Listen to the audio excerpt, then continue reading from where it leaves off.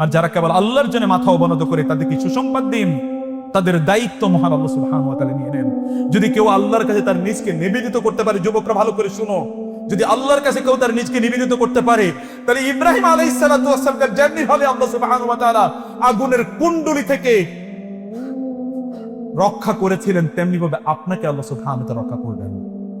যেমনি ভাবে রাসূলুল্লাহ সাল্লাল্লাহু আলাইহি ওয়াসাল্লামকে আল্লাহ সুবহানাহু ওয়া তাআলা রক্ষা করলেন, মক্কার শত্রুরা তাকে চারিদিক থেকে তার ঘর ঘিরে রেখেছে, তিনি সেই ঘর থেকে তাদের সামনে দিয়ে বের হয়ে গিয়েছেন, কেউ তারা দেখতে পায় না। ওয়ামা রামাইতা ইয রামাইতা ওয়ালাকিন্নাল্লাহ রামা, তাদের সামনে দিয়ে, তাদের চোখের সামনে দিয়ে তিনি বের হয়ে গিয়েছেন, ওরা দেখতে পায় না। এটা কে করেছেন? আল্লাহ বলছেন আমি করেছি, এটা আমি, এটা আপনি করেন না। ওয়ামা রামাইতা ইয রামাইতা ওয়ালাকিন্নাল্লাহ রামা। যখন তিনি সেই গারে সাওরে তিনি আশ্রয় নিয়েছিলেন কুরাইশদের আক্রমণ থেকে বাঁচার জন্য, তারা যদি নিচের দিকে তাকাতো তাহলে রাসূলকে তারা দেখতে পেত, ওইখান পর্যন্ত গিয়েছে। কিন্তু কে তাকে রক্ষা করতে তিনি জানেন। ওয়াল্লাহু ইয়াসিমুকা মিনান নাস লা আসিমাল ইয়াওমা মিন আমরিল্লাহ ইল্লা মান রাহিম। নূহ আলাইহিস সালাতু ওয়াস সালাম তার সন্তানকে তিনি বাঁচাতে পারেননি, নবী হয়ে বাঁচাতে পারেননি, কারণ আল্লাহ সুবহানাহু ওয়া তাআলার বিরুদ্ধে সে গিয়েছে। সে সন্তান তো পাহাড়ের কাছে গিয়ে আশ্রয় নিয়েছিল যে পাহাড় আমাকে বাঁচাবে, কিন্তু পাহাড় বাঁচায়নি।